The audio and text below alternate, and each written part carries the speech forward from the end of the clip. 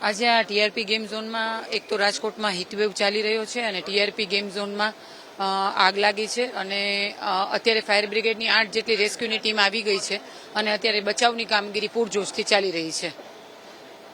કેટલા મૃત્યુ થયા છે? અત્યારે હજી પ્રાથમિક અહેવાલો આવે ત્યારબાદ અમે જણાવી શકશું, પણ અત્યારે બચાવની કામગીરી ઉપર અત્યારે ધ્યાન આપી રહ્યું છે. ચોક્કસ બચાવ કામગીરી અત્યારે કરવામાં આવી રહી છે.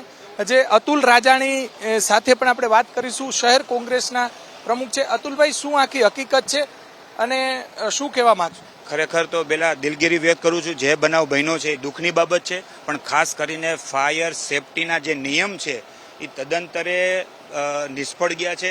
ફાયર સેફટીનું કોઈ ચેકિંગ થતું નથી. ખરેખર એનઓસી આપી દે છે પૈસા લઈને.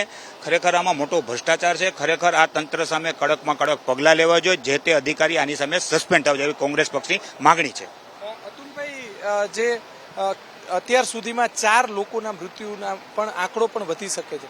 કોંગ્રેસ શું માંગ કરશે? કેમ કે આ એક સમાજ માટે ખૂબ જ દુઃખદ ઘટના છે. બાળકો જ, મોટા ભાગના બાળકો જ નીકળશે, કેમ કે ઉનાળાનો સમય છે અને રજાના દિવસો છે, એટલે બાળકો અહીંયા રમવા માટે આવતા હોય. ખરેખર બહુ દુઃખની બાબત છે. હું દિલગીરી વ્યક્ત કરું છું અને આ જે તે ફાયર ચીફ ઓફિસર છે સસ્પેન્ડ થવા જોઈએ. આની સામે કડકમાં કડક પગલાં લેવા જોઈએ. જે તે ફાયર સેફટીના સાધનો છે એમાં કોઈ ચેકિંગ થતું નથી.